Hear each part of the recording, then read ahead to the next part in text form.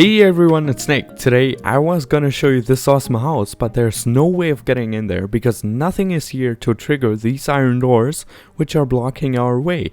Nothing in the trees, nothing on the ground, and nothing next to the doors either. So let's just approach them and see if we can investigate something. Ooh, they open automatically. What a coincidence. This must be an invisible player detector by Nicholas Bacco.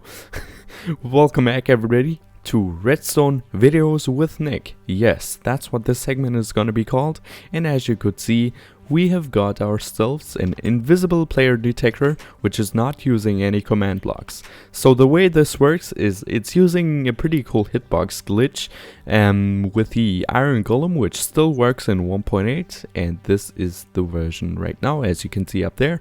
I'm not cheating, I'm not kidding you or anything, and so let's just go ahead and build this system, and then I'm gonna explain further. So what you wanna do is use some blocks of your choice and build a 2x2x2 tube which the iron golem is gonna go in.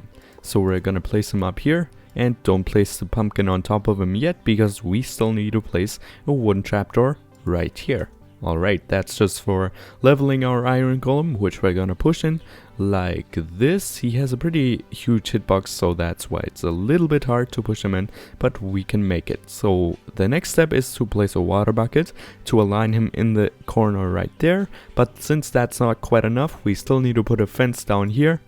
Down here in this corner, and then we need to push it in with a piston like this, power it, and then he is really in the corner, as you can see right there. Now what we want to do is place a redstone powered rail right there and a detector rail, which I have in my inventory right here, so I don't need to grab a new one. And then we need to power these two rails any way you like, doesn't have to be levers, could also be redstone torches, and then place another block right there.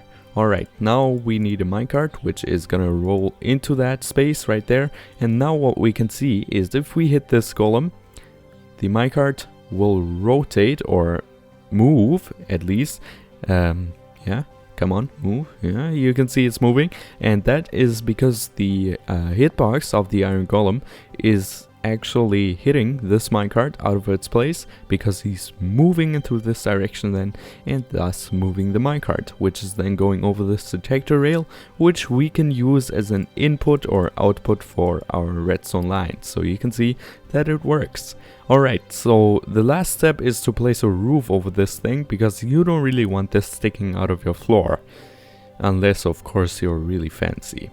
So let's go up a few blocks because the hitbox is so high. We have to push some half slabs into his head, and it has to be half slabs because there cannot be anything that will suffocate him, so it has to be half blocks and not full blocks. So we're gonna push these down with some pistons that we should place before we place the half slabs to make it easier for us, and we're gonna use some regular rolled ones and place them like this.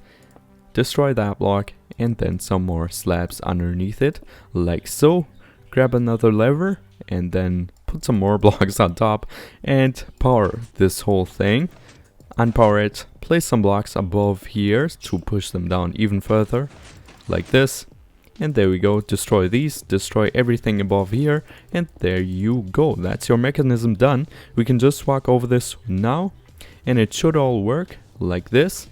You can see the power line is up, and if we stand here, we're gonna push the iron golem into the corner of the minecart, and it's gonna keep on bouncing and bouncing and bouncing if we don't step off. And if we step off, of course, the redstone line is gonna be unpowered. Now you have to decide which direction you want to face this in.